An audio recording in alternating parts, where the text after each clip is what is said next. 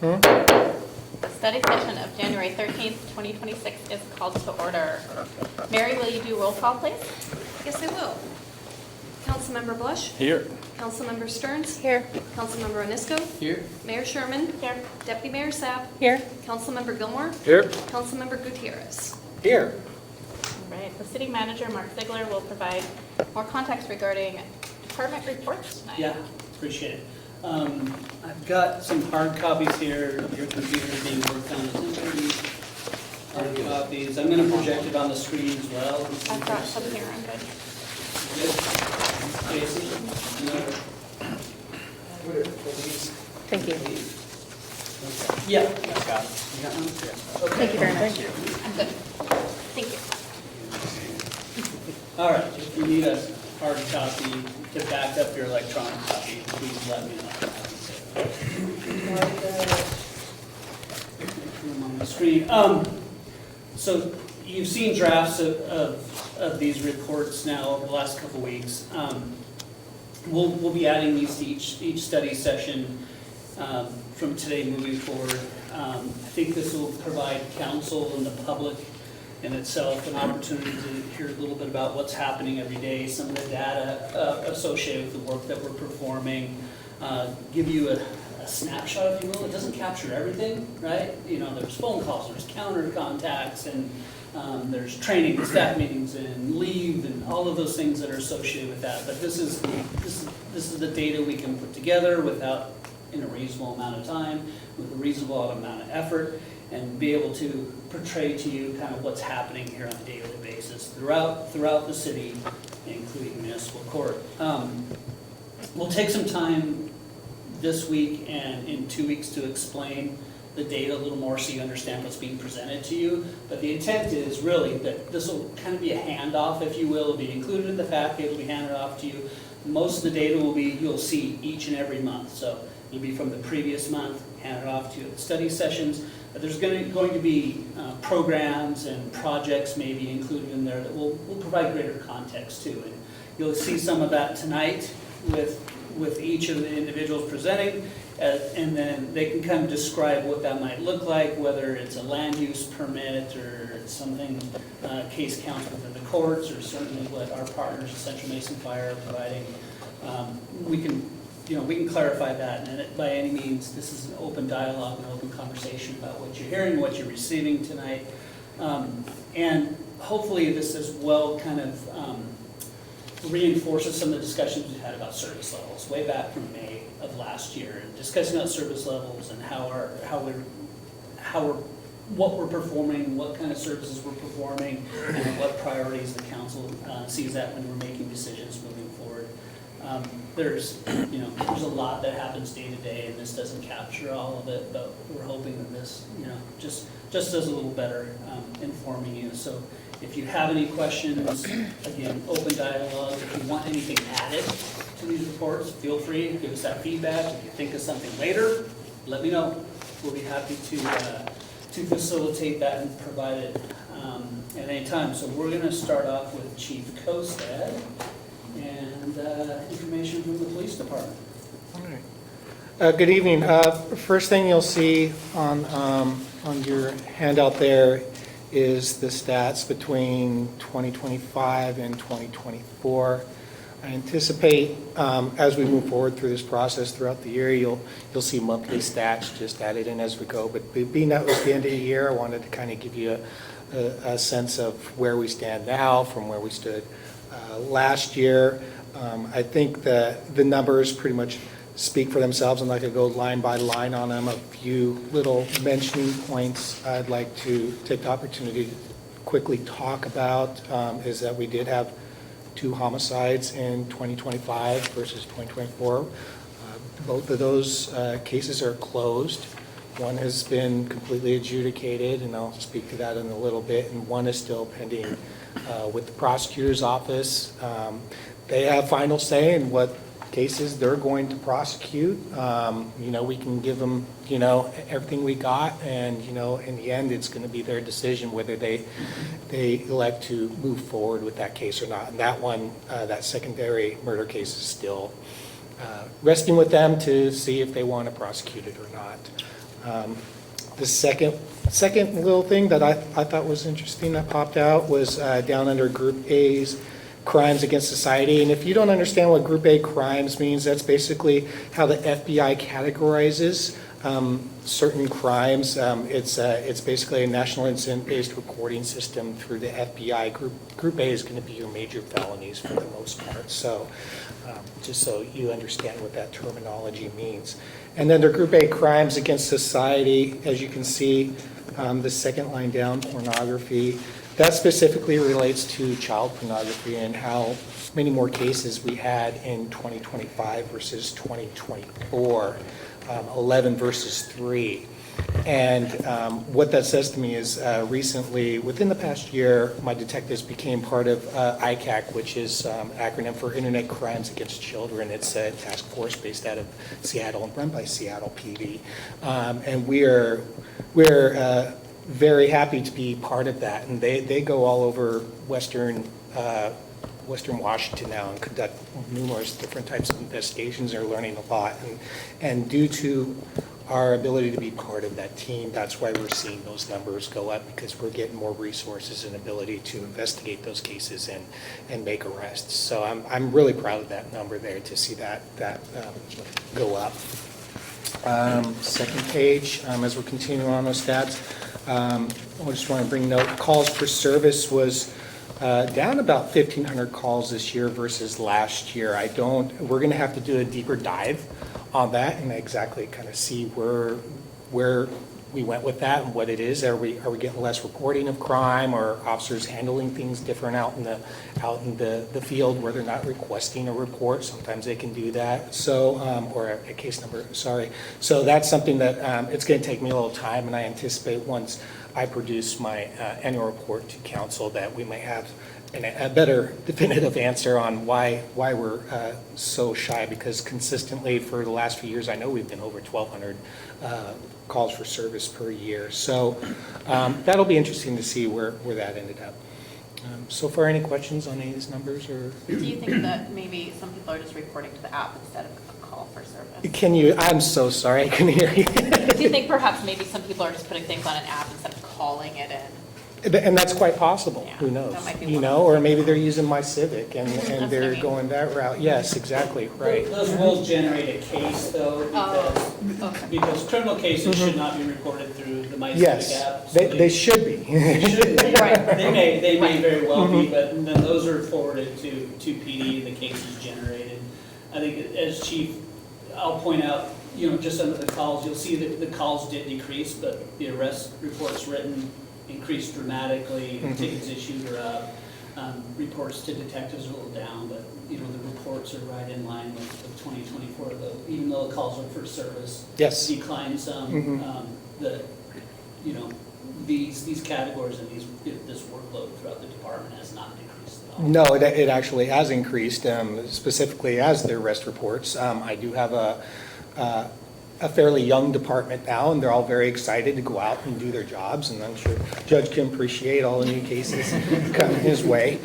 So yes, they are extremely active and out there doing a great job, and they're not laxed whatsoever. So I guess my question was, we had a large discrepancy in arrest reports written from 24 to 25. And also there's an increase in the number of Group A crimes, drugs, narcotics, and paraphernalia. So what that tells me is that we're being more proactive on not only doing reports, but making sure that people who are using drugs and narcotics and paraphernalia are being brought to justice. And I think that denies the claims of some people who come into this court or in this civic center and say that you guys aren't doing anything. I think the exact opposite is happening. So thank you for your good job. Yes, I absolutely agree with you. Narcotics has definitely risen. Now that it's a misdemeanor and we're able to do something with that law again, that's absolutely enhanced that. So, yeah. Is there a way to add to this average per incident, like for different categories, like how much time an officer or two spends at a call? I mean, it would be interesting to know, being that we have 20 officers. I'll speak for Chief a little bit Yeah. because I want to talk about that a little bit with a lot of these scenarios. You will see some time attached to certain items that we have to track time for, like Mary will have some time associated with public records requests because we have to report that to the state. But we've talked about turnaround times for like building permits, and really to track that data specifically would just be one more burden we're putting on that staff, because it varies from an over-the-counter window permit to a new commercial construction, right? You get that in a matter of minutes or an hour, whereas it could be months to get through the permitting process, particularly if the applicant is delayed in returning some of the submittals for a month, right? So it can really skew that data, and I think that might be where, I'll speak for the chief for a second, he can correct me, he's good at that. Each case is different. Yeah, my thought process is level of service down the road. Mhm. You know, we have 20 officers or 21, do we need 25? Do we need 18? Do we need 30? You know, that's my thought process, is Yeah. where Yeah. do we go with these numbers are great, but how much time are we investing? Detectives, I would have the same question for detectives, how much time are two Yeah. detectives investing in some of these crimes that they're doing? Is And, it- and I'll address that in a little bit. It's honestly very hard to quantify. We can spend a half hour on scene, but there's a lot of other things that go inside a case besides just what we're doing on scene. There's, booking, our reports and all that stuff. So, an incident that we're there for a half hour, so we could invest 3 to 4 hours on potentially. So those are very hard things that aren't really documented very well. Our time on scene is, but not after the fact. We can look up certain things. How long did I spend at a jail? But specifically when the longer things come, when it's writing reports, sitting down, that's not documented anywhere, how much time we're actually spending on writing these reports Having and the compiling squalene these is case what, files. 2 hours to the squalene and back. I mean, we could probably get transports and that data. Yeah, we could get transports, we could get time at the hospital for okay to book. Just in my and mind, time level at of the jail. service, Yes. when we budget, do we need 3 more cops? And we've associated that with calls for service, over the years, but as you see, maybe that's not the appropriate data point to use is calls for service. Maybe it's other data points as far as staffing levels within the PD. And we need to keep an eye on that and explore that. It's just an idea, Yeah, so, sorry. yeah, if those are captured already, we can certainly add, because obviously, we're, dispatching somebody to transport them to Nisqually, there's records of that, certainly. The booking records, we can generalize how much time, sometimes they're spending some time over there, right? Over at the jails? Yeah. Sometimes a booking process sometimes can last over an hour, sometimes depending on it. Nisqually is actually notoriously long, Yeah. because not only for the drive over there, it takes approximately 45 minutes, but then getting in, getting out of that facility, sometimes they're there for an hour and a half waiting. So it could be up to almost a 4-hour trip sometimes to book someone in That's Nisqually. good information. It's not a drop off, you just pull up the door and say, okay, go inside, see you later. It's actually a process associated, and Not much like of TV. much of that's out of our control too, right? We're rolling to their processes and their Yeah. workload. In the next section after the statistics, camping, added camping ordinance in here because although they are included, they're going to be down here in probably the Group B arrests or some of those stats anyways. It really don't have a specific spot for it, so I wanted to bring those numbers out to light so you can see them right up in front. So these are essentially the same that I brought you a month and a half ago. These are about the same numbers. I think the notices have increased a little bit, so, but I just want to keep you abreast of what we're doing here. And what this says to me is these numbers is, that, we have 2 arrests. That means people are listening to us. We don't have to take enforcement. We're giving them the warnings and they're moving on because what would dictate an arrest is they're not complying, and that's fairly low. And then the next section I have is for the Flock 2025 stats. That's self-explanatory. We've had over 53 case files since implementation. Those, can range from a number of different types of crimes, where it's possession of stolen property. We've solved sex offenses, we've solved thefts, we've solved burglaries, so you name it. We've probably had that system implemented in some type of a case investigation, extremely helpful. And out of those 53 case files, we've made 10 arrests with the Flock system. So and some of those were very serious. So.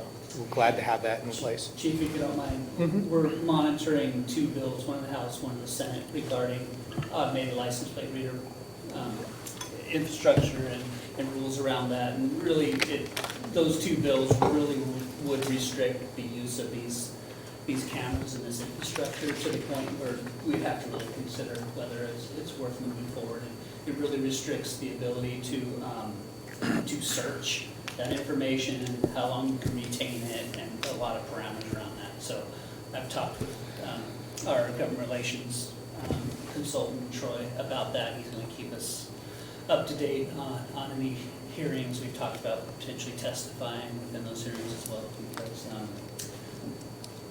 we've seen great value in that. I was on a call with AWC yesterday and kind of legislative preview with other representatives from other cities, and many cities are monitoring this at the same time, and I think there's going to be a lot of support through AWC to maintain this tool for local jurisdictions at all costs, but we'll wait and see what comes to the legislature and try to convey to them the importance of this tool. And department updates, currently we are 20 budgeted with the new police officer budget for 2026. We're at 18 right now. We had an officer lateral out, and we have that new position open. So we are currently looking for 2 more able-ready bodies to join the Shelton Police Department. We have 1 in backgrounds right now, and we're conducting a few more interviews so hopefully we can get someone here sooner or later. But like I've said before, if it's an entry level, we'll be lucky to see him on the road before the end of the year. That's just how that goes. So, but we are hoping maybe to procure a lateral, but we can't always foresee if that's going to occur or not. But we'll cross our fingers, I guess. We're somewhat short-staffed right now. We have 1 officer on light duty. We have a couple people that are going to be on leave. So right now we're kind of entering the batter's boxes there, or the pitcher's mound, or what do they call that? Whatever, detectives, like one of our detectives, Sergeant, is going to be working the road this whole week just due to our staffing levels, and it's pretty common right now for during a day shift at least. We only have two officers on duty covering all the calls, so we will rebound, but it's just circumstances, personnel and things happen, and so this is how we're dealing with it. So we're used to it. We'll deal with it, move forward, and wait for it to get better. This year, we've had some very significant cases come through, and I wanted to highlight this because of the great detective work that's been done over this last year with my agency. Detective Gettle and Ford have just done a phenomenal job. We've had, like I said, we've had 2 homicide cases this year. One was a shooting of a young man up on the 1400 block of May. This occurred back in February 2025.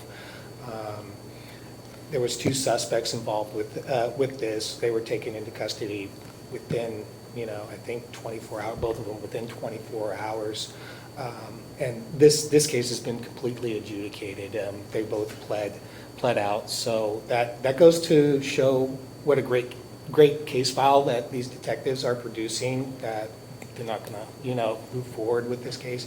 They actually, I was looking to see how long it took them to investigate this. They literally investigated this one since, let me see, the inception was February 3rd of 2025. They investigated all the way through the end of July. So that was probably about a good, 5-month investigation, and it's just important to realize just because we get someone in custody the next day doesn't mean the case is over with. That's just the tip of the iceberg. There's so much investigation go on, where we're talking forensics, DNA, cell phone records, whatever it may be that's pertinent to this case, it takes a while to get through those processes. And there was a couple collateral arrests in this case as well for interfering, destruction of evidence and things like that. Those always sometimes come along too. And we really hold no mercy when it comes to that. If you screw around with our case and our evidence or anything like that, be done. We take everybody. So, and that's what happened in this case. So, but I'm pleased to say that they did a phenomenal job on this case, both pled out, and that one's been completely adjudicated. The second case, this one occurred back in May of 2025. There's a little typo on this. It's actually the Fryer, Isaiah Fryer homicide case. This was, I'm sorry. Oh, I apologize. That was the first one I was talking about. Isaiah Fryer was the homicide case, not Cody. I think it's Cody up there. Yeah, that was my typo. I apologize. The second one is the Kenneth Michael assault case. This occurred back in May, 500 block of 4th Street. Gentleman was stabbed. He had a deep laceration about 10 inches across his chest. He had arterial spray. Very, very, very serious wound. Officers arrived on scene, gave him immediate first aid, actually saved his life, and we hope to present that situation to the council later on. This officer will be given a life-saving medal for what he did on that scene. But again, we got someone in custody, I believe, within a few hours of that one, and that one has been pled out as well. That one was investigated for about, a month and a half, it looks like, or something like that. So still, for something that was, pretty straightforward investigation, still, it takes a little bit of time to put all these pieces together. Last one I want to mention is the Dusty Monroe theft fraud case, and this actually started back in 2023. May of 2023, Dusty was an employee of Shelton Memorial Park, and it's been all over the paper. I don't know if you've been paying attention, but she was committing theft and fraud through the Shelton Memorial Park, and the proceeds came close, I think, somewhere around $300,000. So it's a significant amount of money. That was actually investigated from May of 2023 to October of 2025. So that was over a year-long investigation. This case file will dwarf some homicide cases I've seen. We had to have a forensic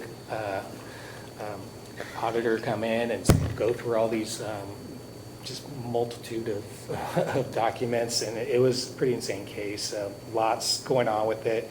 We just got a guilty verdict on that about 2 weeks ago, so, and she'll be sentenced next month. So again, big, long, drawn-out case, but they're just doing a great job in getting a great conclusion to these cases. Chief, that was a couple-week trial? It was, yeah. And Detective Gettle spent...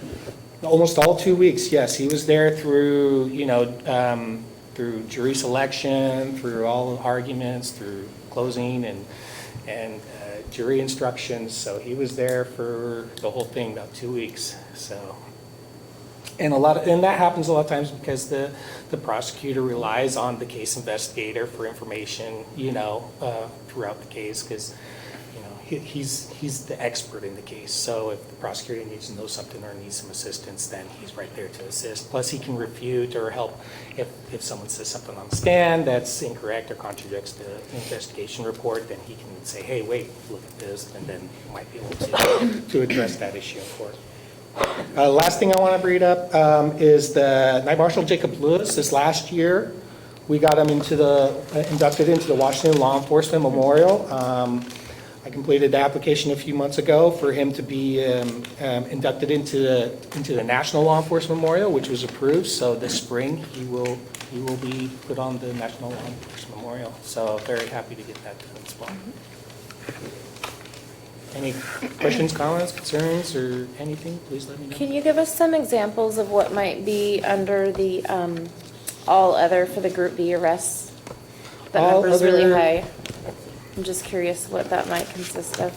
Let me see here, Group B arrest, all other, and that's probably a pretty good question. I would imagine those are going to be your misdemeanor level crimes, so those could be like a theft 3, maybe a misdemeanor theft 3. You already got your DUIs, so maybe your DWS trespass. Have trespass on there. Trespasses on here. Your Honor probably know more about what's all included in all these other ones. Yeah, a lot of theft, I would imagine. So it's going to be your lower level gross misdemeanor crimes. Thank you. I just want to tell you, great work to you and everyone in your department. I really appreciate the hard work and excellent job saving that man's life. So, good job. Anything else? So again, I'll reiterate, if there's something else you'd like to see, something comes to mind, please feel free to reach out to me and let me know. We can add that in ongoing reports, but you'll see the similar information coming to council in the study sessions from month to month. We'll transition to municipal court. Thank you, Chief. And Judge Yeah. Greer. Thank you. Information.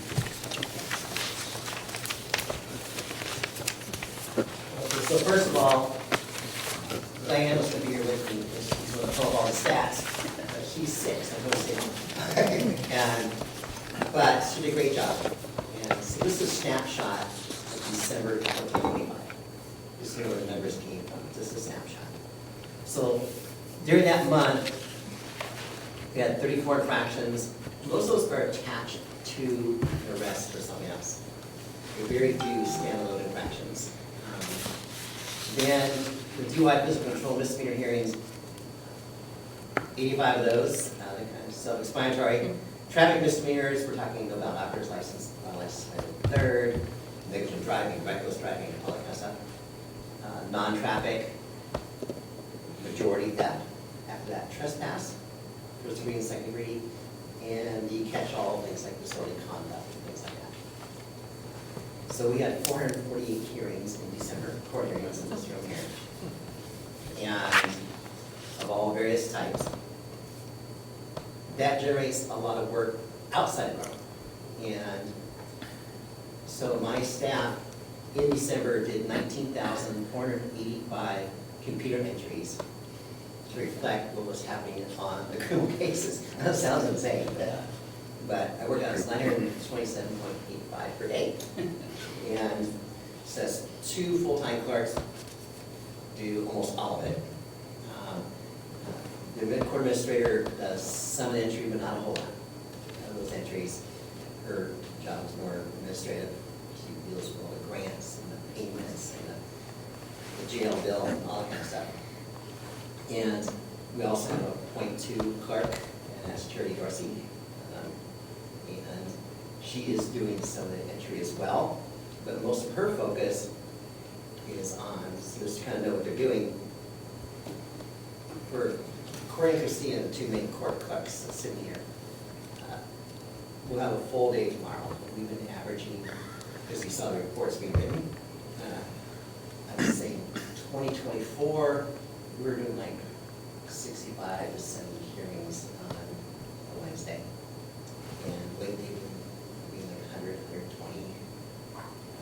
A good day is below 100. And it's a direct reflection of how many people are arrested, how many people are charged. And we're fine with that because that's our job, right? And so we're still getting it all done. So that's good news. Great staff. But once that happens in the courtroom, say somebody pleads to a DUI, then the staff has to take that paperwork and reject the sentence. They have to go to the clerk's office, they have to notify the department licensing department when we get calls. They have to notify the state court system of all the conditions of the sentence. And then it's like a domino effect, right? The license gets suspended, and it goes on their record, on the database, it goes across the whole state. All the other courts to see, they can document it, in the courtroom, list all the conditions on the computer system. So we have it, other courts have it, everybody can see it. And there's still a lot of entries, a lot of follow-up, and that's every single file, every time you do something. And it's this reset a day. They have to go in and put in the reason for reset, and who asked for it, what is the case. And so every single file might take, I'm pretty fast, so I might average a couple minutes if I miss a file, but the clerks have twice as much time outside of all of everything that happened in the court. And so that's why those numbers are so high. In addition to that, this in December, for example, people do come up to the window, they want to make payments on their tickets, they want to inquire about when the next court date is, they missed their court dates, they want to sign a promise to appear, so they can get on the court calendar to quash the warrant. If the warrant's over a certain dollar amount, which I won't say, but the officers know what the number is, and over a certain dollar amount, it's an automatic, you get arrested in the lobby, you don't get a sign of promise to appear. And we also get record requests, so I was trying to remember what we had in December, so I think we had a record request as the general member of the public, and also the Attorney General's Office, DCYF, and the county prosecutor. And those are actually the most common, is actually DCYF in the AG's office. And that's usually because there's a dependency going on somewhere, and so they want to court file. We have one of those today. And so the most common people asking for information. Meanwhile, I'll just kind of jump ahead and ask questions. Jerry Tidd, I know, does one of these reports every month. December have holidays, so not as much as usual, but she's very good at listing the kind of people who are working out there. 121 bags of litter in just December. And we'll load a truck, and Public Works sells a lot of this. But I can go to this, you got it. Shopping carts, 29 by the way. I know you guys asked the word about shopping carts. I'll remain completely silent about that, just let you know that 29 shopping carts were found just laying around in the city in December. They got there, they got there. And Jerry also does the fingerprinting, and that's the station over there behind you. And by law, courts made fingerprint. So we do that to help out the stats for law enforcement. And so people that aren't looking in the jail have not been fingerprinted. We figure out who those people are. So we come in during some fingerprint. We can't make them do fingerprints, but we can ask them, and Jerry's really good at asking. So he gets a lot of fingerprints collected, and that's part of her job as well. How could you not make them do it if they're Law enforcement crime? can do it, the court can ask them. They're charged with a crime though. What's that? When you're charged with a crime, you get both your fingerprints. If you're brought to jail, you can ask this question right now. If you're brought to jail, you get both the fingerprint. Yes. Okay. If you're not brought to jail, Yeah. you're cited. Come in 2 weeks from now and money for an arraignment.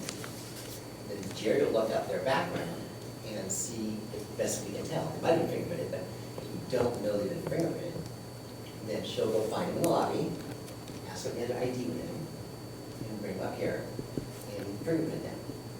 So it can go into a database that's kept by law enforcement. Under the law, the court can ask them to be fingerprinted. Law enforcement can make them be fingerprinted. And there are various ways of making, but they can force it, we can't. Most people comply, not everyone. So, Sounds like that's a hole in the system. this, we don't book everything, right? So this is the way it is. The very bottom projects, this is actually a really big deal. Every Tuesday and Thursday, my staff is on a Zoom meeting with the state court people. And we're talking every Tuesday and Thursday. And we have a whole new peer system in June. This court is partially paperless since I got here. It's going to be completely paperless in June. So what that means is in mid-May, Terry's been part of this conversation over here. I believe it's mid-May. We're going to stop some of our financial money part, and new system comes on board at the beginning of June.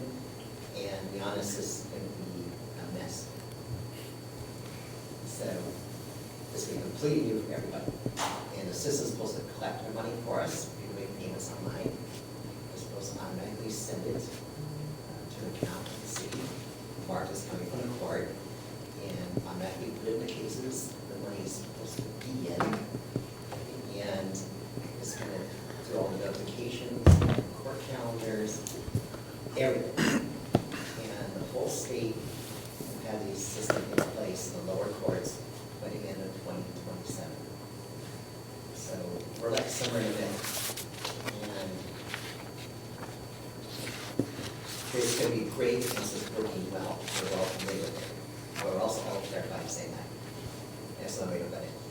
It's a lot of new stuff. It is Windows-based. Right now, the state computer system, except for JAPS, which I use, is boss in the 1980s. And it's very unforgiving. So the system will be much better, but it's been slower coming because of encryption, security, and all that. We take care of it. It's a Tyler project. But, so same for cities as for provinces. So, any questions or not? Thank you. Thank you. Actually, I forgot one thing I was gonna say. Your DUIs are actually higher than our numbers reflect, and I don't know how many, the chief might know. But I also do district court, so I do see the other end of the county. Some, because of how many officers you have, they might get a DUI. But the problem is they also, because I read the reports, to get them in the county. But the state officer might also have to go to the ED. You only got 2 of them, right? And so the state patrol will show up and process the DUI. When that happens, it has to go to a state court. So some of the city DUIs go into the state court. And most of our being done by the city officers. And I will echo what the chief said, it's very time consuming. They stop them, they're calling me for a search warrant an hour and a half after they pull somebody over, right? You know, they call me in the middle of the night or whatever, and then they have to go to the hospital for a blood draw, they have to wait there, get the blood, put it in evidence, write the report. It's a long process, it takes a lot of time. Absolutely. How's it going with, there was an issue a while back with, there was multiple warrants, county warrants, city warrants, and we were releasing them and we were still paying for that jail time, and is that gonna get better? I think it's gotten better, so it works right now, the Mason County Jail is going much better. Diane looks at the jail bill, there's a lot of errors, we address some of those issues, so the errors will go down. And there's a spreadsheet of the county, and so there's been some communication about that. And, but when it comes to, so I'm holding somebody, and the county's holding somebody in the Mason County Jail, we're splitting the bill, 50-50, okay? The Squally is a different story. If I'm holding somebody in the Squally, because that's where you end up, and say we had a warrant, and they're picked up by the Lacey PD, that happens, okay? And the report would usually read, they're causing trouble in Lacey, they go check them out, the person's complaining about their activities, oh, shelf warrant. Well, the Squally's really close. So Lacey PD's like, problem solved, we'll arrest them on a shelf warrant, and turn it to the Squally jail. And, no joke. So, I see it all the time. And so, then, say you have a Mason County one. Mason County sees the Squally jail as like an extra room in the Mason County jail. So their contract with Squally is really weird. If they land in the Mason County jail, and Mason County moves them to Squally, we might be able to share it though. But if we bring them to the Squally jail, and they also have a Mason County warrant, the warrant in Mason County will never be served. The county refuses to recognize it exists. Because that's not their jail. So The if way they see it. we release them on our charge, and they're still in the Squally on a Mason County charge, we're paying that There's, bill? no, so No, we'll pay the okay. whole bill as well. Okay, okay. And it stays at that, like, we end up staying there for 7-10 days, right? And we're paying the whole bill. Okay. They get released, there's still a Mason County warrant, it's never been served. Got it. Because he refuses to acknowledge it, he will not confirm it. Got They it. get brought to a bus stop in Olympia. They can stay in Olympia, or they can take the free Mason County bus back into Mason County from that bus stop. In which case, if the county finds them, they don't. Yeah. But if they start in Mason County jail, they get transferred to Squally, both have warrants in both jurisdictions. They're responding. This is the way Mason County does their jail contract. Interesting. So if the Nisqually if the Lacey cop picks up a county warrant and drops them in Nisqually, what happens there? Just curious. They don't. Okay, they don't. The county will not confirm The warrant. county won't confirm it, so that just, oh, well. This doesn't exist. Okay, got it. Okay, makes sense. There's some exceptions, because somebody picked up by state patrol and a warrant here in the city, and I released her because, right away, because Lewis County wants her for a much bigger and better felony, for lack of better words.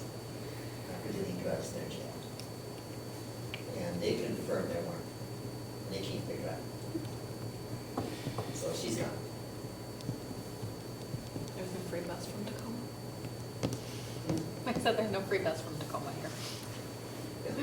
Are we still having any issues of booking at locally, or are we just mainly using I that? think on occasion, yeah, we had an individual that was attempted to be booked in Mason County Jail within the last couple of weeks, and they called and asked for us to come receive that individual. They were being difficult. I mean, a prisoner being difficult? That's You know, not- anybody that's difficult in Mason County Jail automatically gets transferred to Muscatine. Right? Yes, that happens probably a couple times a month where Mason County advises us that they have a person that we booked there is difficult, not cooperating, or has mental issues, and we have 72 hours to relocate them to Nisqually. And then what happens is they usually wait to see if I'm gonna hold them or not. We do. We actually had that today. We had a 72-hour notice on somebody, and I believe you released your award or something, or, Could be. yeah. Right. You're gonna be talking about. So, but sometimes I say, no, I won't release them. Because there's gonna be a mental health evaluation, see what I'm confident. And if they're kept in jail, that can't be reason to keep them in jail, but if they are kept in jail, the evaluation is gonna happen in 14 days or less. And a squally usually happens in about 7 to 9 days. If my son getting worse, that's pretty good. But if I release them, usually could be transient. It takes almost a year to get the evaluation at Western State Hospital. So we'll set a court hearing every couple of months, see if we can drag in somebody that's transient or homeless, you know, and see if we can contact their attorney, if they even bother to show up, right? And if I do that, there'll be another warrant, and they'll show up, they just go round and round and round. If I hold them, the evaluation gets done. And it gets results. They're confident or they're not confident. Forensic navigators, like Health and Recovery, can meet with them, offer them services, regardless of how the case goes. So they get help offered to them, their evaluation's quicker, in the long run, we pay less money. And the community, I think, deserves to know whether the person's being prosecuted or not. And let them float around another year, commit 3 more crimes, and so we can order 3 more evaluations that never get done. But hold them, they get done. I think this is great information. I think this is great for the public too, to see how this whole system is operating, and the holes in the system, and obviously they're there. I mean, so. Well, the number one place. And our staff does a great job. Mentally ill in the state of, in the country is jail. And I appreciate all the hard work everybody does to navigate through all the challenges. All right. Great. Jason, you wanna? I will. So from a community development standpoint, currently that encompasses what people consider the building department, code enforcement, animal control, and planning, for lack of a better term. As you would expect, building permitting this time of year is relatively slow compared to what we see when spring and summer comes and you're in full swing building season. What I did here was tried to have our staff pull out a December 2025 snapshot. I would argue December is probably our slowest time of year just because the holidays between Christmas and New Year's, those 2-3 weeks are almost a ghost town as it relates to development permits. But I was actually surprised to see how many the building department actually had in December. So we actually have kind of an ongoing amount of permits, and this is a snapshot again, that were in the system in December of 59. That means they've been submitted, they've maybe been initially reviewed, our staff, whether it be Public Works, whether it be fire, my department, or building proper, is asking for additional information to clarify what the submittal is, maybe some details on it that weren't provided, engineering, mechanical plans, you name it. We have, again, snapshot, a total of 103 permits that are out there in the system that are issued but not completed. That means they're either performing the work or they've done the work but they haven't called for inspections yet.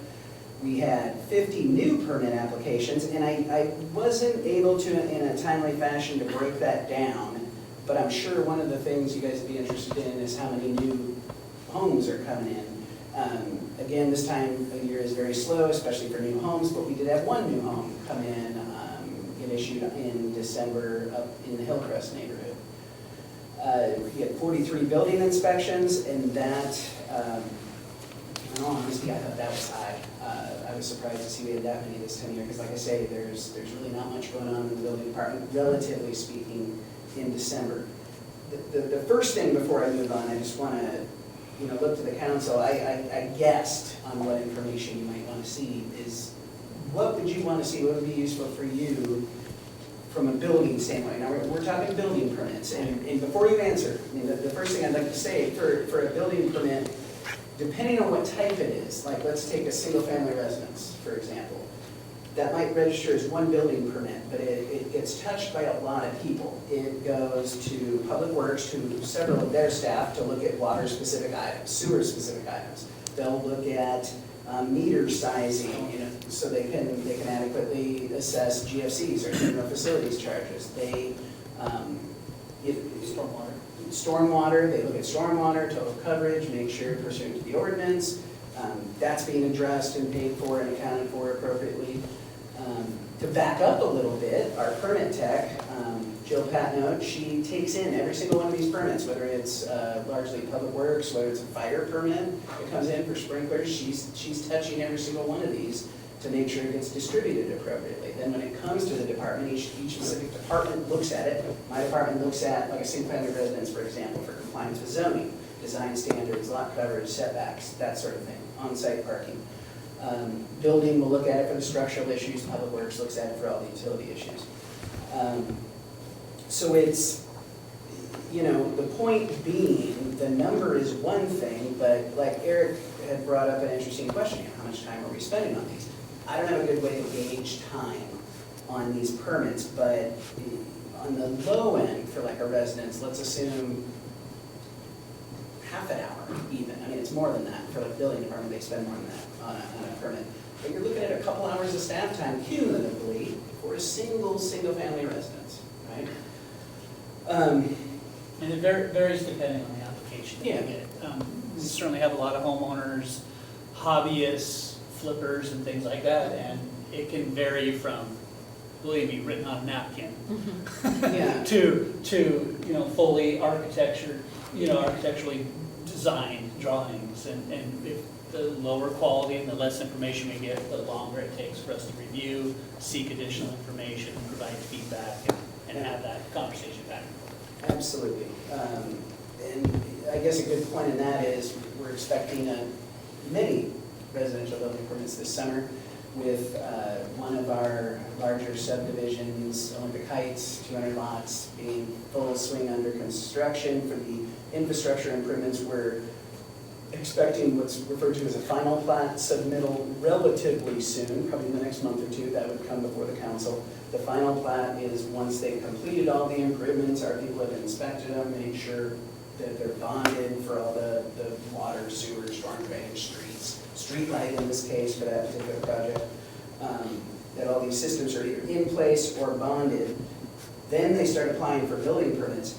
Believe it or not, a larger project like that for like our building department and public works department, those take a little less time once you get through the first, I'll say roughly 5 to 10 building permits, because that's kind of the learning curve for the builder. Okay, what does a city need to see in these things? What type of information do they need? How is the inspector going to handle the project? What do they want to look at? If we make changes, how do we handle that? It's stop-start for the first several, to be honest. They'll take a little time to get through it. But once they get through that and they get those houses under construction and they figure out how things operate, those other homes just blow right through. We don't spend half the time on it at that point. So it's kind of an economy of scale. So the one-offs where you're dealing with individual builders, those can take longer, believe it or not. We might take as long on a single house from an individual builder that we might take for, say, to review an issue 5 on a large subdivision once they're up and rolling, because they just give us the complete package, everything we need, even down to sizing for storm drainage. Not to pick that out like it's anything special, but what a lot of people miss for public works is quantifying their roof area, identifying where they're going to put what's called their dry wells, that stormwater goes into as required by the state stormwater manual. A lot of people miss that, and that's, nothing against the builder, but these bigger builders, they have people that is their only job. They're gonna put together that permit package, and once they learn what's required, we get it all, and it's just, okay. And you can sit down and do your permit review right in one sitting, and shuttle it back to Jill, and she packages it up, makes sure everything's fine, and issues it. You kind of learn through the process, you know, like halfway through, oh, wait a minute, that's not gonna work, we better Yeah. do this different. Yeah, I mean, we've seen it with Meadows Edge, that was a 30-some-odd lot subdivision. They had some pretty hard stutter starts at the beginning.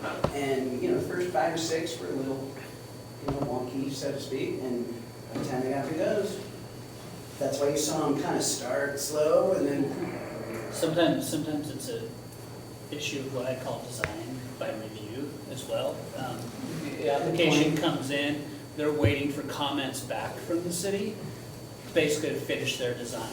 Rather than reading our code, understanding design standards, you know, what utility standards might be, they're just gonna kind of submit some stock information they have available, wait for comments back, edit their submittal, now they're off and running, so. It's probably cheaper that way. absolutely. And some of the, you know, kind of funnier side, we'll even see standards from other cities. You know, Yeah. like, let's say they just built in Tacoma or something, and they'll submit something, and they might have some standard detail or something for a driveway approach from Tacoma, because I don't use that in Tacoma, let's just use that, knowing full well we're not going to approve that, you're going to use the city standard, you know, so, but they'll just put it in there as a filler, and, you know, that's just, it's kind of a game.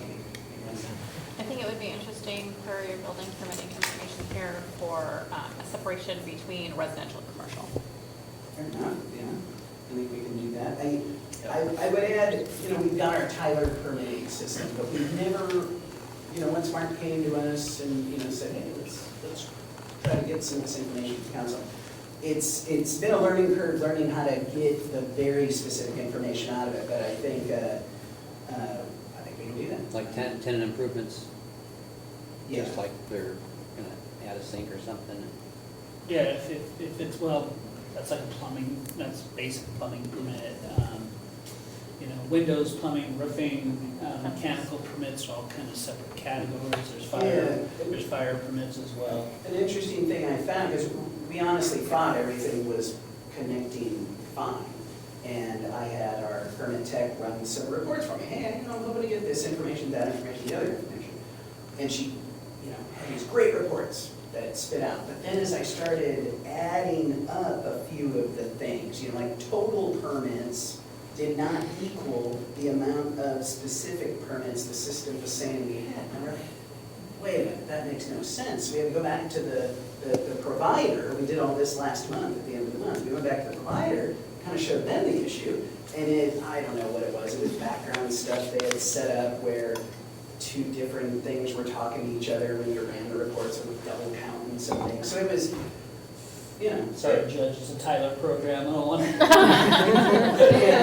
It was, We're always scared of no, that. I believe we've got it worked out, but it was rather frustrating. There was a period of time before we had prepared these numbers for you that I was kind of venting to Mark about, you know, Tyler, and it just, so, anyway, we just haven't been asked to get this kind of detail in our reports, we just get very general reports for our use.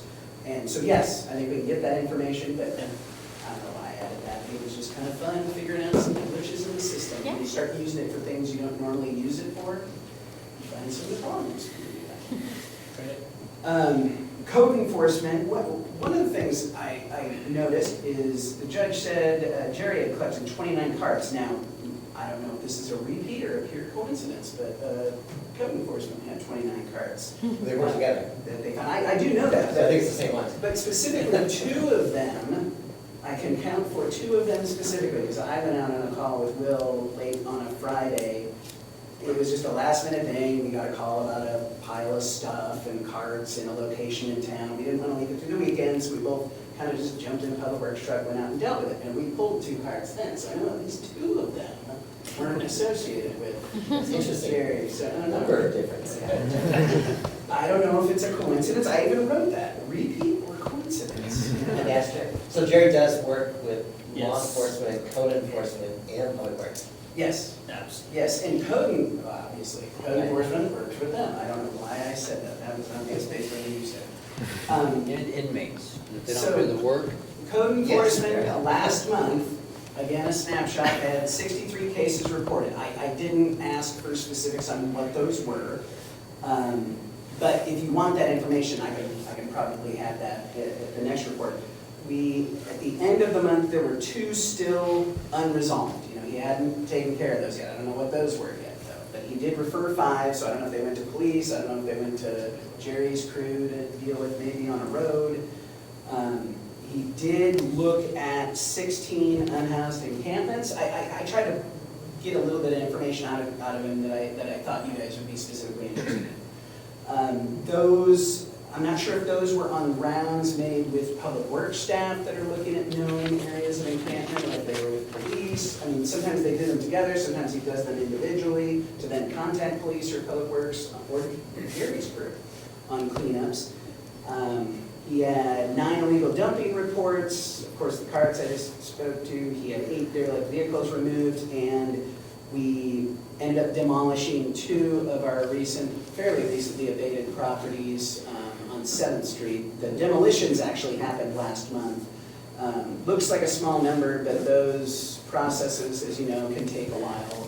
Because property owners, even if it's a derelict property, they have rights too. We have to go through a process of notifying them of the conditions, trying to work with them to abate the conditions. If they don't, we have to take them to hearing through our hearings examiner, get an abatement order, then we issue the order to the owner. We still give them a chance to do it, say, look, an unbiased third party said you gotta deal with this. And if they don't, then we have to coordinate with Public Works, because we do this in-house, for staff time to abate these properties, which is why I think these orders were done in the spring and they weren't abated till December, these 2 properties. But that's because we had such a long, dry, workable summer. We made the decision we didn't want to pull away Public Works staff from doing their work during the good weather to demolish these properties. So once the weather broke, they hit those 2, and I'm expecting the 3rd on 7th Street to go down hopefully this month. I don't have an exact date, but I know they're already cutting utilities, making sure they're capped off, and going through everything we have to go through, contacting other utilities, Cascade, PUD, just to make sure their stuff is dealt with and cut off, so we're not, blowing up the neighborhood when we do demolition. Do you have any questions on that?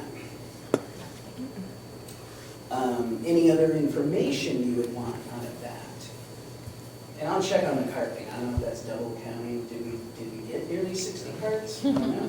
I tell you what, the pile, they can accumulate in Public Works. We may have 60 carts. so it doesn't say on code enforcement how many fines that we wrote, is that just under police? Not gonna show that here. Civil infraction? Yeah. Civil infractions. Yeah, okay. And that I don't know. I think Mark had actually asked me for that, but I don't think I listened to him. That's another, But honestly, for us, we want to get voluntary compliance. I always emphasize this when people call me, they're concerned, they've received a contact from code enforcement or whatever. The goal here is compliance. It's not to get, we don't want to have to go through the infraction process. We don't want to have to go through the abatement process. That takes a lot of our resources, takes a lot of time, and we'd rather just work with the property owner and rectify the situation. There's a point though where the hammer's gotta come down, and we know that there are properties that have been way too long and the hammer needs to come down. And it is. I would expect in the next year, you may receive, frankly, you might receive some complaints because we're trying to get across to code enforcement. We just have to get on with the notice violation, write the citation. If they correct it, we can always scrub it. But, and I was guilty of it. I was code enforcement in this town as a fill-in for 2 years. And in retrospect, I was way too friendly. I would work with you. It would take me months to get a single property cleaned up. We just don't have the staff time. No, I agree, people should have the chance to clean it, but we know that there are some that have had that chance and they're just. and they have the ability to do that after the infraction's written Right. too, right? They can come Yeah. in front of That's, the court and demonstrate that they've complied. I came to the public arena after, 13 years, I told the story, Mark, after 13 years in retail. And I came up in a retail time where the customer is always right. It's all about customer service. And for things like code enforcement, the customer is not really trying, you know, they're not. You're not complying with the code, and you clean up your product. That's just the way it is. So a few of the things we did this month, which I'm happy to announce, I had hoped, we'll bring them in on another meeting. We have hired a building official, finally, after a very long, 9 months, 10 months without a building official. Hopefully I'll bring him to a future meeting, introduce him so you can all meet him. That happened this month, and we now have our animal shelter fully staffed. So that is a, an interim new director. I was rather surprised at how much time that took. The director's time. I thought human resources handled all that. But the director's actually involved quite a bit, which I guess makes sense, but I never thought about. These are things I didn't account in my schedule to deal with. We've got, even though we're working towards a contract with the Humane Society, as I've had fresh eyes on the animal shelter itself, I mean, there's just really some concerning issues down there that, in my opinion, we should probably deal with sooner than later, regardless of if the Humane Society deals with it. So I've been working with the staff down there, I've been working with our facility staff, and trying to figure out an equitable way we can deal with a few of these things that probably should have been dealt with years ago.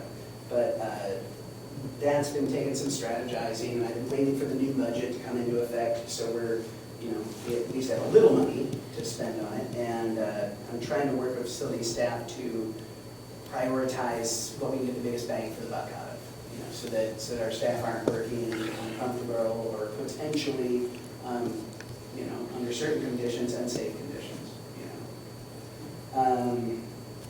We have several long-term projects I think you're aware of, the 2025 comprehensive plan. We did issue the draft environmental impact statement at the end of last month. That's been routed through the state website. It's been routed to our trustee agencies for review. I've received a couple of comments already, but the comment period goes through the end of the month, into this month. I just received what I'm hoping is the final draft comprehensive plan. I haven't had a chance to crack it open yet, but I want to start that 60-day Department of Commerce review process we talked about, I believe, at the end of November, sooner than later, because it's already 2026, and we just need to get that process underway. So what I would expect, what does that mean? I would expect that comes to a hearing before you guys, hopefully, the end of February-ish. I mean, the 60-day period won't be over yet, but we can hold hearings on it. We just can't adopt until the 60-day period is up. So I figured I would probably start that process, just so we're not backed into a corner timing-wise, before the Department of Commerce comment period's up. As you're aware, we've had 2 large subdivisions approved recently. One I already spoke of, it's 199 lot subdivision above the college we refer to as Olympic Heights. That one's currently under construction. We recently had the 364 lot subdivision we refer to as Coffee Creek, that's on the southwest portion of town, approved, I want to say a month or maybe 3 months ago. The hearing process was up and the appeal period was up. They have submitted for their civil improvement drawings, so we received those. Our public works staff are currently reviewing those. And then besides that, we have, 4 what I would consider sizable subdivisions currently under review in various stages of their reviews. 2 have already gone out for what we call the notice of application. That's basically where we have a firm enough application. We don't have all the information yet, but a firm enough application where we're comfortable going out to the neighbors in the neighborhood with mailers to get input on a project while we're reviewing it.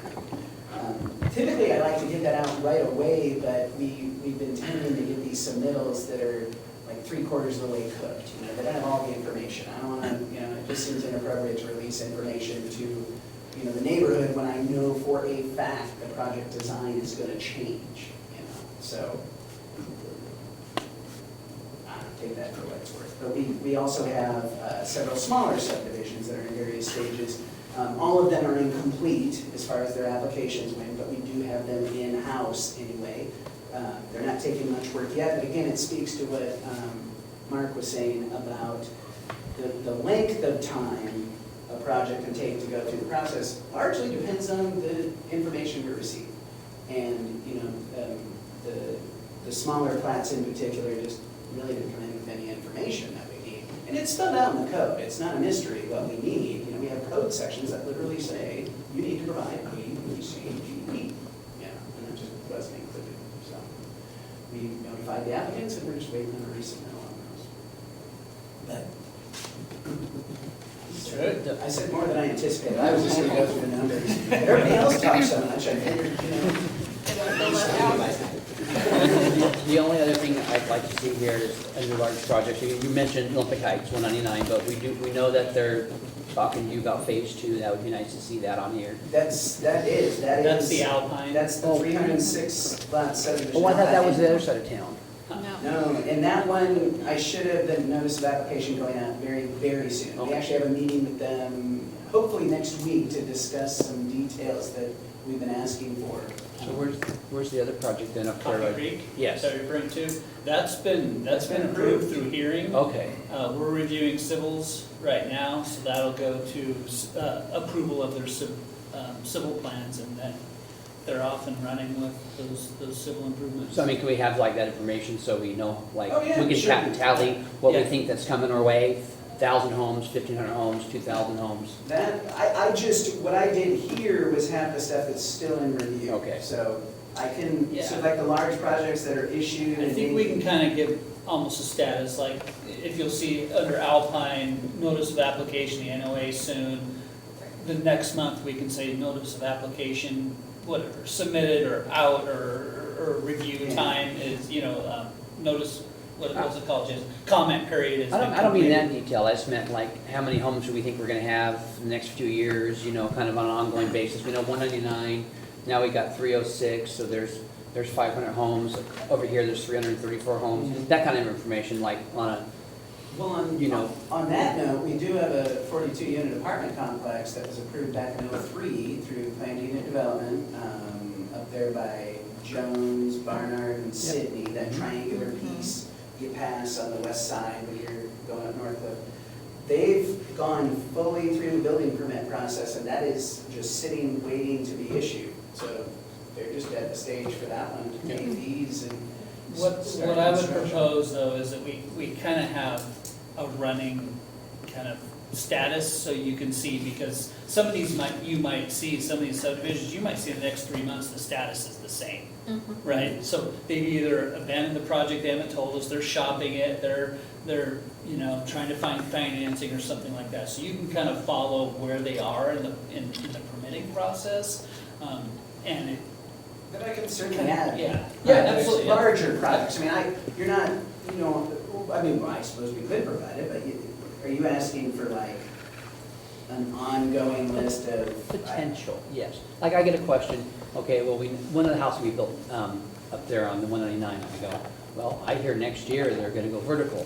What about phase 2? Well, I hear they're talking to us about it. So, I mean, it'd be nice if we had more information to give people when they ask. Yeah, that's exactly what I'm suggesting. Yeah, Like, so- for example, Alpine. Yeah. Notice of application will go out soon. The next report you'll see, notice of application was submitted, the comment period ends on this date. No. That way you know when the comment period ends, then we're ready to go to hearing. We might not have the hearing set, but maybe the next report, the following month, you'll see the hearing set, and so you'll see kind of this running, kind of detail, timeline of what the process ran. And I apologize, I live in a world of acronyms.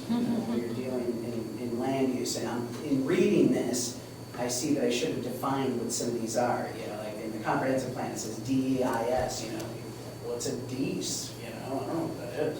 I should spell out, it's a draft environmental impact statement for the subdivisions, and maybe I'll put a little key on it in the future. NOA refers to the notice of application. That's the initial notice, kind of the public gets their first eyes on it, so to speak, as we're in review of a project. And the way the process goes for a larger subdivision is, we receive a submittal, we have to ensure it's complete. We don't send it out for notice of application until the submittal is complete.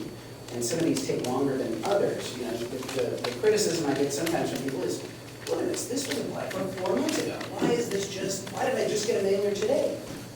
Because the application wasn't complete. We didn't have a complete design. We didn't have the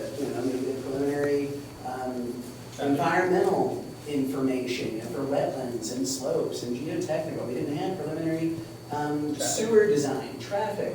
And Usually the big one. sometimes it comes in all in one plug, very rarely though. And similarly, if we receive what is on its surface a complete application, but the information is, for lack of a better term, poor. You know, we look at it like, no, you know, this isn't a reality. We might work with the applicant to amend it before we release it, because, you know, we don't want a situation where the public's looking at it going, this makes no sense. What is this? You know, it's, so it, Yeah, well, we can do that if you give you kind of highlights of where it is and the status. I don't want you to do any more work. I was just thinking No, I understand. more generic, you Yep, know. absolutely, I can, no I problem. can figure something out. Just let people know that, hey, yeah, there's gonna be 500 homes back there in 3 years. But to finish up, Possibly. I hate to put a timeline on Yeah. it, though, you understand Yeah. what happens there, if we put a timeline on it, then the city's making some sort of commitment that we really have, we don't have much control over. Yeah, well, the perfect example is the Shelton Springs subdivision that happened, Spice Rack, as we call it, you know, up by the high school. That was approved, I think, in '08. I think they even got their final Yeah. plat in '09.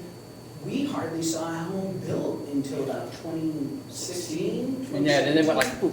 Yeah. You just close your eyes, So- they're all there. Just because it's approved and constructed, I mean, the market is a crazy thing. That doesn't necessarily mean they're gonna build it. I mean, I'm sure the builder would love to. They want it just to go smooth, build it, get their, whatever they anticipated getting out of it. But it doesn't always happen that All right, one last question. With all this stuff, all this building going on, have we attracted any attention to Hall at all? Has he not come to us with any ideas since we've got way. Haven't heard all of these it. houses coming? You'd think that he'd be interested. I mean, we're moving, we're shaking.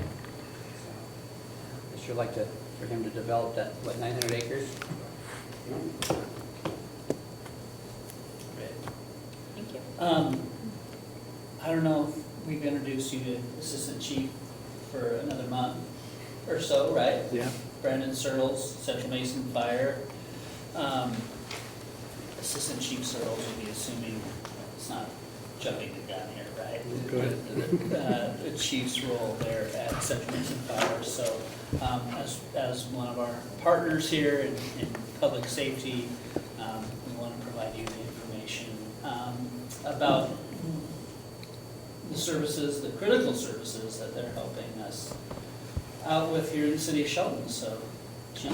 I'll bet that he wants to flip a coin next time. Who gets to go first, right?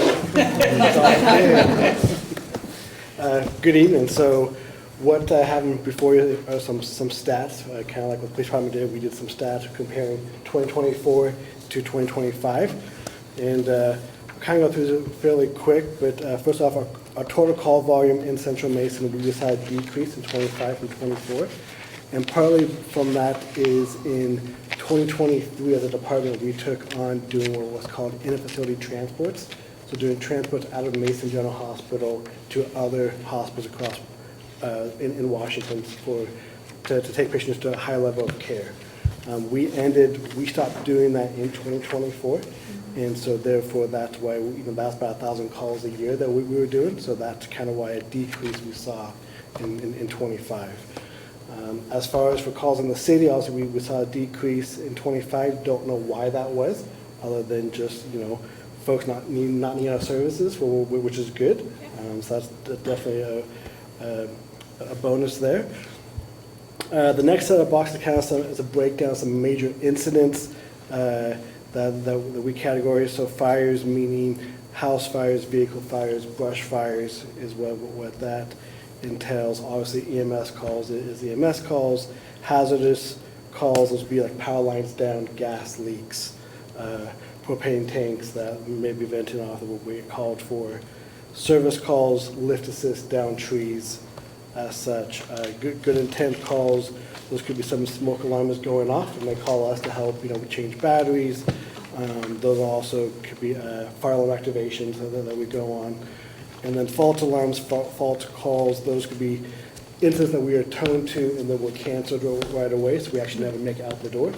And so, or would put on a call that truly wasn't ours, the dispatcher may have, they got an updated address and found out it was in a different location. So that's kind of the breakdown of the calls, and these are all calls within the city. Next, going down to the fire marshal services, obviously, fire marshal, so permits review, that's having permits the fire marshal that reviews for you guys. Permits / reoccurring inspections, these inspections being done on businesses and so forth throughout the year. Fire investigations, anytime that there's a fire, whether it is a house fire, whatever the case may be, it has to be investigated. So there's a number of investigations that incurred, and then the man hours that it took for our investigators to investigate those fires. Moving down to public education, so community events. These are events we did in the city, whether it's Forest Festival, going out to the schools and showing off the trucks and reading books to kids in the elementary schools, to being part of the Body Shelton down on Railroad Avenue that takes place. Station tours, so we have quite a few that come through, usually preschools that come, that come in and they schedule with us, come on the fire station to be able to look at the fire trucks and be able to talk with our folks. And then also CPR classes, so we're very involved going out and teaching CPR throughout the community. So these are CPR classes being held at the fire station, also maybe a business saying, hey, we want our employees to be CPR certified. So we have a couple of folks who are instructors that go out and teach these classes throughout the year.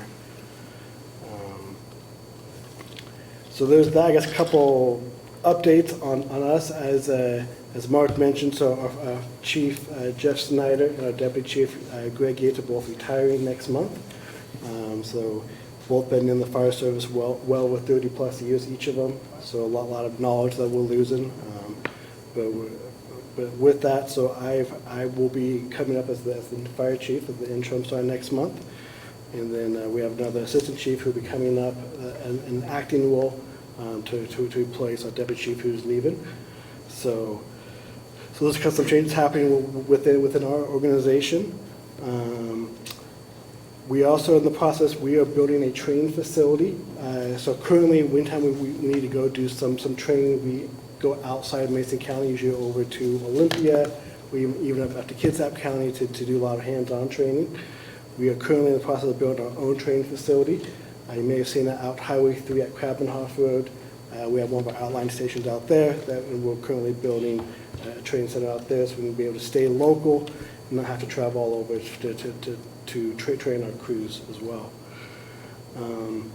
So as far as for Central Mesa, I guess a little about, so we have 72 line staff. There's currently 4 admin chiefs. We'll be going down to 3 next month, 3 office staff, and then 50 volunteers. Currently, our fire district, including the city of Shelton, we're about 183 square miles. But on top of that, we also do the advanced life support, which means the paramedic service, about 3/4 of Mason County as well. And so we have a pretty large area that we serve. With that, that's it. Unless you have any questions. Do you think maybe reduced calls is maybe because of our DCR, or crisis responder, that we had in the city the last couple of years? Also, now we got the West Mason deal going on. Is that really helping out maybe with fire calls? The West Mason? North Mason. North Mason, yeah. Sorry, with their program now, they're now doing more. Possibly, I couldn't tell you, but that very well could be a possibility, for sure. DCR has been very valuable over the last couple of years. And sometimes the DCR is kind of secondary, it's a call for service for police or EMS or something, the DCR may be called in secondary to that, or maybe contiguously just because of the nature of the event. So it isn't always, they're not necessarily dispatched on their own, it's typically right in conjunction with Correct. one of your gentlemen's operations. I just want to say, I know some of you get up at like 4:30, 5:30 in the morning, and you are still here talking to us, so thank you so much. I know it's a really long days for you guys, so thank you so much. How's your staffing? Are you staffing up to FTEs or? Yep, so our staffing, we currently are full on our staffing, so, Okay. yeah. Absolutely. Judge? Yeah, I would add a comment. So they all said triggers, okay? So, DCRs. Yeah. You should know that the Shelbyville Court does have a standing court order, the Squally Jail, and the Mason County Jail, that anyone that's detained by a designated crisis responder for civil commitment is an automatic release. Automatic release. In other words, if I have a bail now, and they're in jail for a criminal charge, and they meet the criteria to be civilly committed to mental health, they're automatically released to those people. The logic is, the vast majority of mentally ill people in the country, instead of being in a treatment center, street jail is the number one location in the middle. Okay? We have a lot of people that cycle through, are found incompetent over and over and over again. To be found incompetent means they do not have the ability to assist their attorney in the defense, or they are unable to comprehend, shorthand basically, comprehend the charges against them, right? If that happens, this is misdemeanors, not felonies. If that happens, the charges are dismissed, right? They're gone. So, in this community, there's not a street people, and a lot of them have been found incompetent over and over and over again. And, you know, there's some more, and they keep cycling through. That would be good information to have. So, a designated crisis responder, the criteria is different. And of course, it's, I'm also a mental health attorney, so. It's grave disability. The public has a misconception that most people are detained based on harm to self or others. That's also part of the statute. It's a civil commitment statute. And the grave disability, inability to take care of your daily needs because of mental illness, it's usually schizophrenia. And from my perspective, since Mayor Judge last 7 years, going on 8, that population, we're better served in not getting them back, right? That's the goal, right? Is to have them go to a mental health center for civil commitment. It starts with 120-hour hold, and then an ARNP or a doctor can decide if they stay longer, which would be 14 days. After that's enough. So they might go down to Lacey, there's a facility, they go to VHR over here. But it's the only chance we have of removing some of them from the jail and criminal justice system, get them into the civil mental health system, and maybe get them some medication, some stability, and not have them at Walmart, stealing the beer, right? For the 15th time, where they're found incompetent for the 15th, use all the court time, all the police time. It's a better shot at getting things better. For everybody, no. About 20% will probably fall through, and the other 8% says they get out and start using drugs again, or right back in again.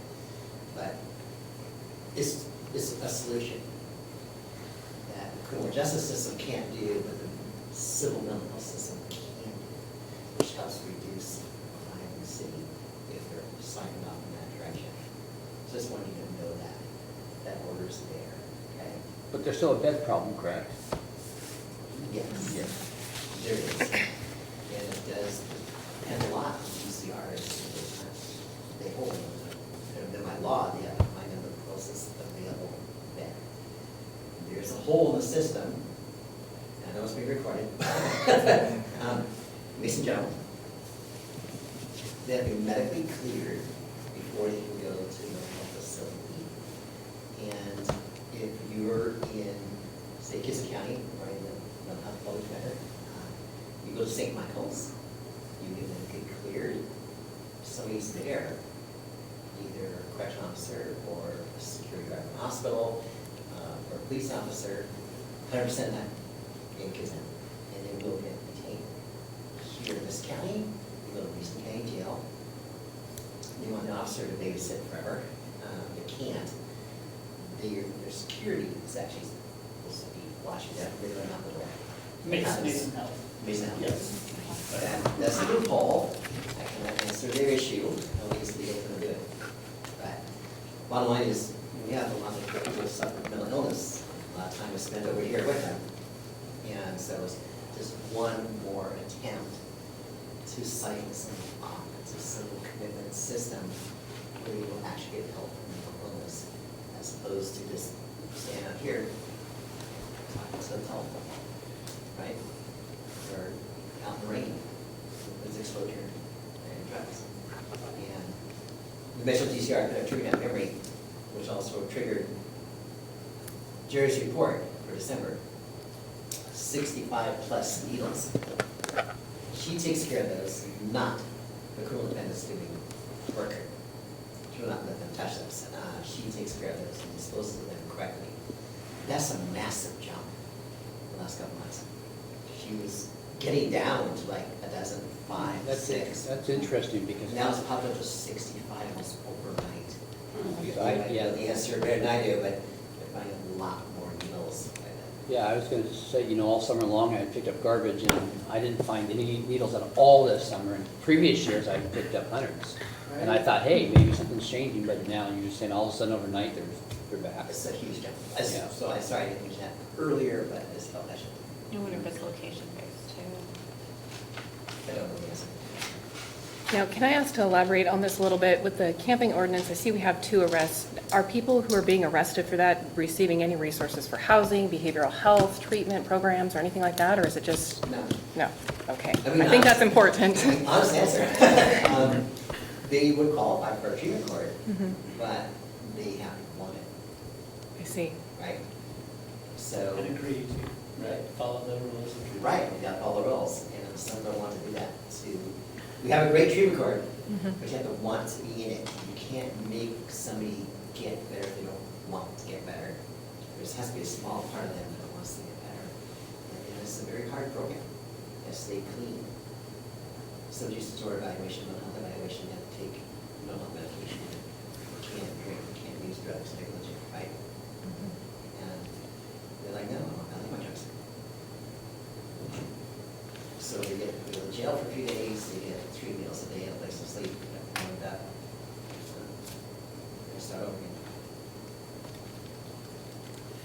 There are a few that don't do that. It's not all day. But we do have somebody currently in a Gottlieb housing in Bremerton. Okay. She's commonly in the streets of downtown Shelton. Number of overdoses, number of charges. She's now in her 40s or 50s, and she told us that she didn't want to be an addict anymore. But she relapsed twice, because every time she was in downtown Shelton, Right. boom. Right. The friends showed up, we have drugs, what do you have some drugs? And we're off we go. And I banned her from downtown Shelton. And she's in the treatment court, so I informed her that she signed over some control of her life, right? And she will clean and sober housing. I've got these in Bremerton, they have a great cleans program. And so we know she's a resident from here, she's born here, she's currently in Bremerton. She has a pass from Kitsap Transit, because they cost money. And she's under care of Kids Mental Health Services. Okay. East Bremerton. And she is doing great. Thank you. But Great. She cannot come back, so Okay. she can't. Thank you very much for that information. I So appreciate it's it. not all negative. Yeah. Yes. So, I guess we're good with those all right. So Mark, Great Mark, information there for everybody. yeah, Thank like I said, thanks for staying late. Mark will be Jen, you providing, can you hang out. hang out or Hang not. out the day. I know it's riveting, right? Mark's gonna provide information on strategic planning. Yeah. I know, aren't you excited? No offense taken. So usually the first one and then. Well, somebody has to take lead.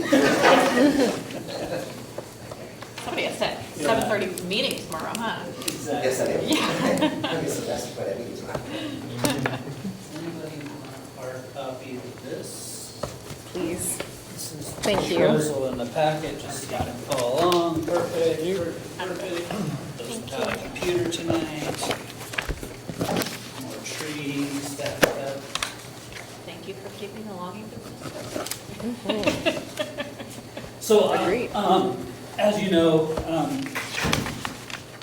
we added strategic planning, council strategic planning effort to The 2026 budget and work plan, we had a strategic planning document, if you will, that was developed in 2022. I know 3 of you, I think, right? 3 of you were involved in that process. And it's, you know, they need to be renewed, refreshed, and rethought, particularly when you've got a change in council. So,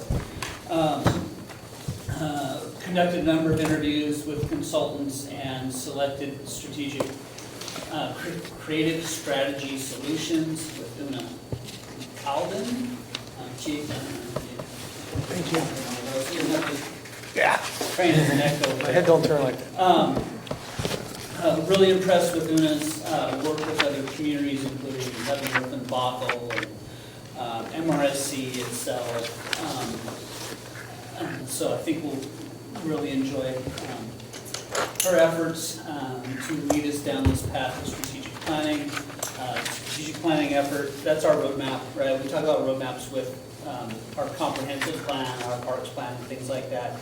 This is the roadmap that'll align the council, focus our efforts, focus our resources.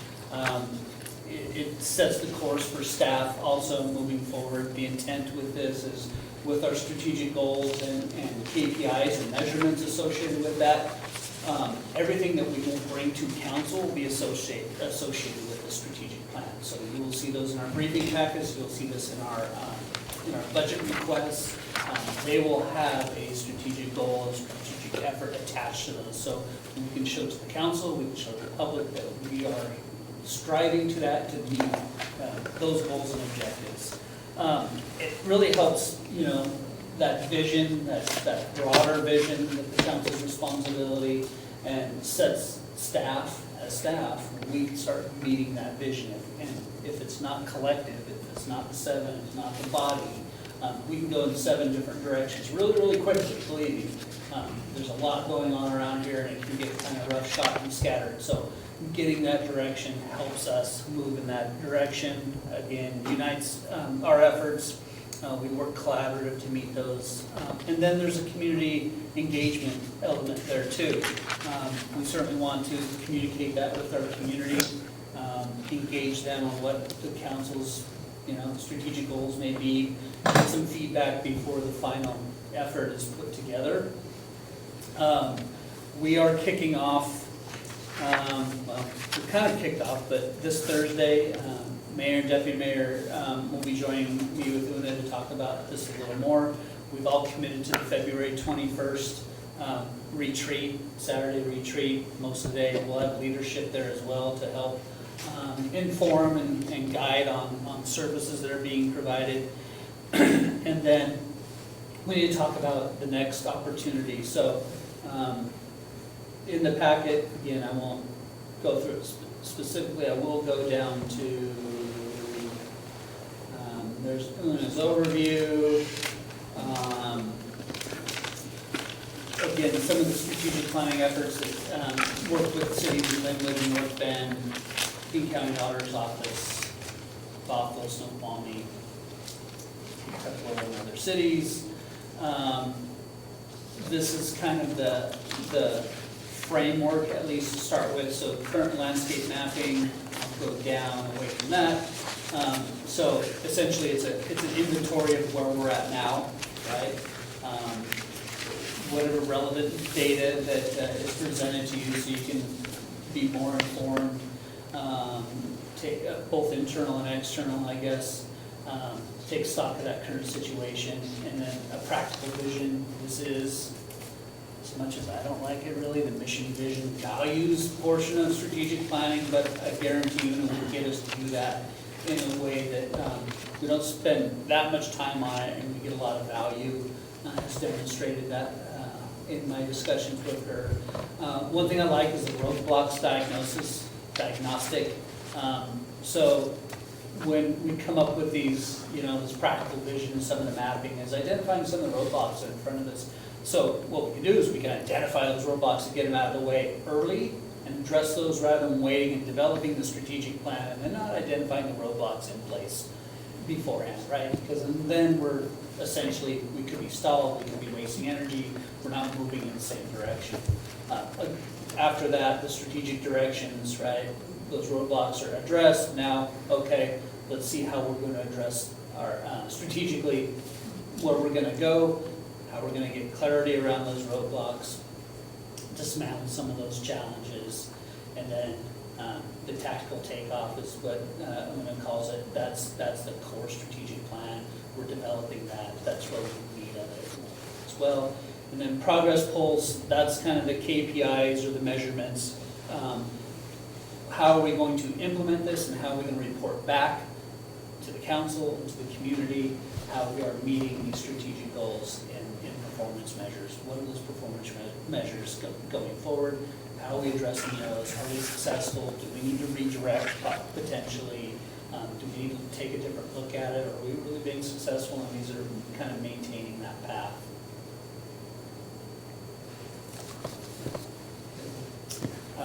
So again, council day one, again, I just talked about landscape mapping. So the deliverables, participants will have a shared baseline of internal and external information with clearly articulated implications for the planning process. And then again, on day one, this is the 21st, the practical vision workshop, deliverables, practical and robust framework that provides clarity around 4 to 7 overarching goals, building a foundation for shared accountability. That's the better part of a full day. And then coming back on day 2, a couple weeks later, roadblocks diagnostic workshop, as I said, strategic and then the strategic directions. Later that day, community input. I think that's still up for some discussion with council. We talked about a community forum, charrette, something like that to demonstrate the work that's been put into place, get some more feedback from our community, and then further, I guess, develop that into the plan itself. So I think we have a little bit of time to work on that and get more feedback on what that looks like with it in place. But my expectation is we're probably getting closer to April before that happens, so the February 21st retreat. I would propose 2 dates in March, either the 14th or the 28th for the second retreat. If you will, we get through that, and then we're probably in April with the public forum, and then we can basically wrap this up in a bow, if you will. And we have a strategic planning document that we can move forward with and present to the community, and staff can work diligently to meet those goals. So if you have any feedback on those March dates, happy to take those now. Any questions regarding this facilitation? I will say that Una will be reaching out. I haven't sent her your contact information yet, but I will be sending that out in the next day or two. In the next couple of weeks, she'll reach out individually for a little bit of an interview, do some baseline questions, get some feedback from you, describe the process when we're answering specific questions in a one-on-one environment. So you can develop a rapport with her, understand her process, her work plan, and then that'll help lead into the retreat on the 21st. So one thing I appreciate too, she really focused on that initial discussion with each council member individually, to be able to separate that from maybe the group a little bit, right? And become more informed before we get started as a group. All right. I will let you know when that's sent out. That'll be the next couple of days. All right. Does the council have any new items for discussion?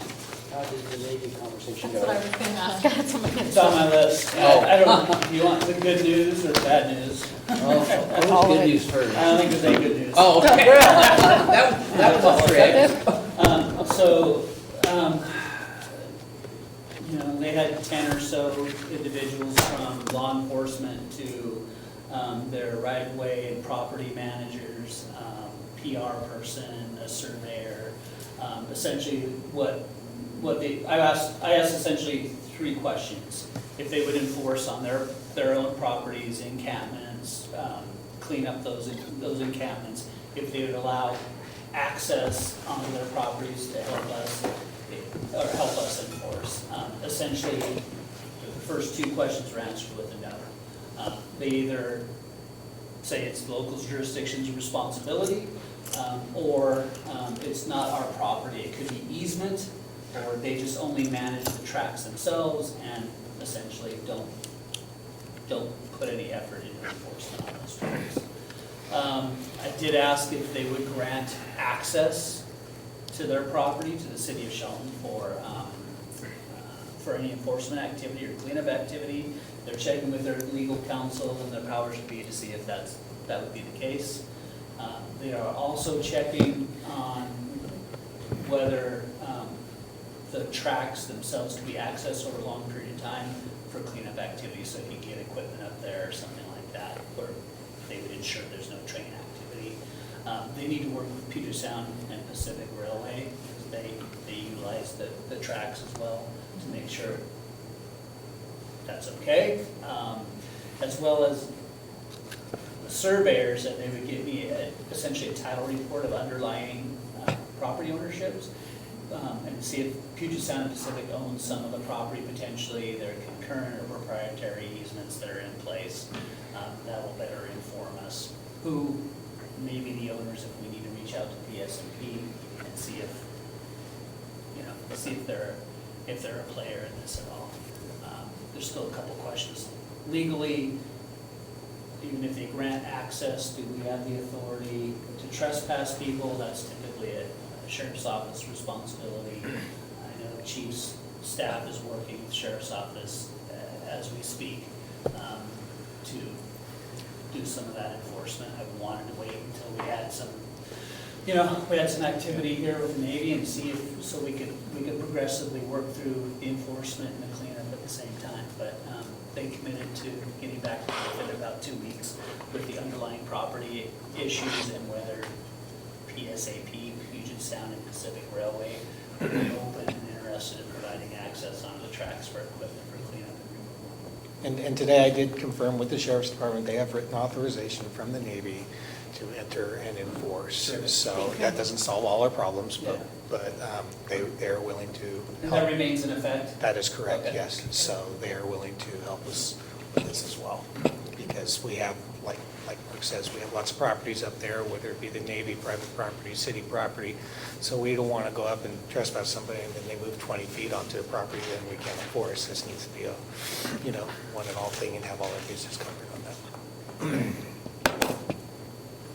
Anyone else? Any questions or comments? All right, I guess we're gonna call it.